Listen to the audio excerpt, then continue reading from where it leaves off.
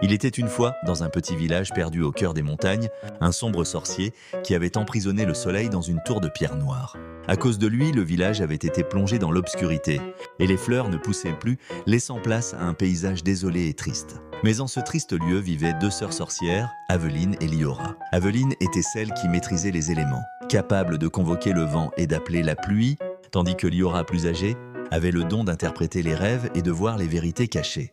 Un jour, alors qu'elles se consultaient sur le sort de leur village, une petite flamme apparut devant elles. Elle dansait et scintillait, comme si elle avait une volonté propre. Mais pour cela, vous devez trouver le cœur de la lumière, caché dans le labyrinthe des ombres, le domaine du sorcier.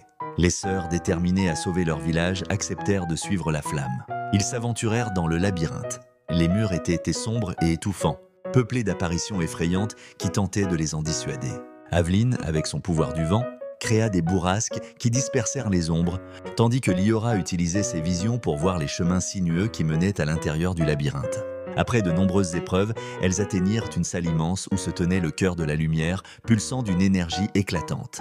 Mais le sorcier était là, attendit avec un sourire malveillant. « Vous pensez pouvoir me voler ce qui m'appartient » ricana-t-il. « Vous ne savez pas à qui vous avez affaire. » Le sorcier lança des éclairs noirs, mais Aveline et Liora unirent leurs forces.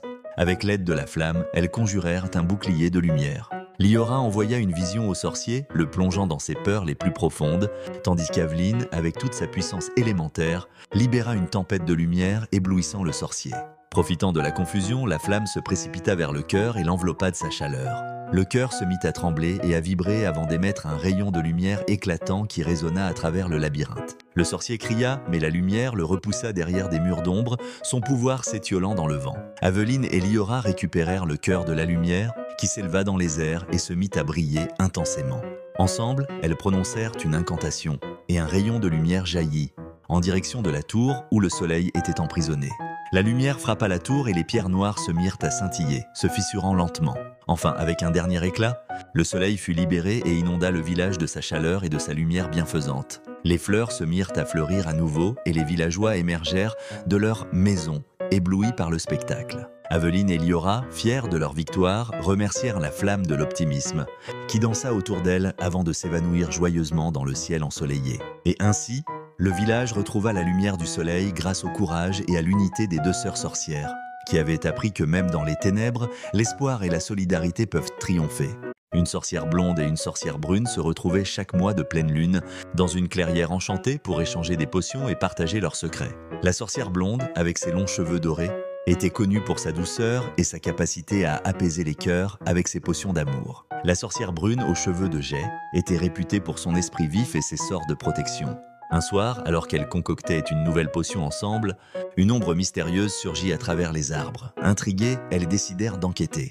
Cette aventure les mena à découvrir une ancienne prophétie, reliant leur destin à celui d'un village voisin en danger.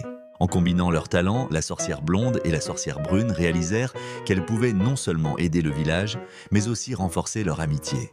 C'est ainsi qu'elles unirent leurs forces pour affronter les défis à venir, prouvant que la magie la plus puissante réside dans la coopération et l'amitié. Dans la forêt dense et sauvage, vivait un loup solitaire nommé Lucio. Contrairement aux autres loups, Lucio n'était pas fasciné par la chasse, mais par les histoires captivantes de pirates naviguant sur les mers lointaines. Chaque nuit, alors que la lune argentée éclairait le ciel, Lucio s'allongeait sur une colline et rêvait de voies lissées, de navires puissants et d'îles au trésor. Il imaginait être le capitaine d'un navire pirate, se lançant dans des aventures épiques et accumulant d'immenses richesses. Un jour, alors que Lucio était absorbé dans ses rêveries, il rencontra une vieille chouette sage nommée Céleste. Étonné par son rêve inhabituel, Céleste lui dit « Mon jeune loup, tes rêves sont audacieux, mais pas impossibles. Même si tu es un loup de la terre, ton esprit peut te conduire vers la mer. » Inspiré par ces paroles, Lucio partit en quête pour réaliser son rêve. Il traversa de vastes étendues, traversa des rivières tumultueuses et demanda des conseils à tous ceux qu'il rencontra. Ses efforts furent récompensés lorsqu'il tomba sur un port fréquenté par des marins. C'est là qu'il rencontra Jacques, un vieux pirate au cœur d'or. Intrigué par l'histoire de Lucio, Jacques accepta de prendre le loup sous son aile. Sous la tutelle de Jacques, Lucio apprit les ficelles du métier de pirate. Il maîtrisa l'art de la navigation, de la manœuvre des canons et de la lutte à l'épée. Cependant, malgré ses compétences croissantes, Lucio n'oublia jamais ses racines de loup. Il utilisa son ouïe aiguisée pour repérer les navires à l'horizon et son instinct de prédateur pour guider les attaques.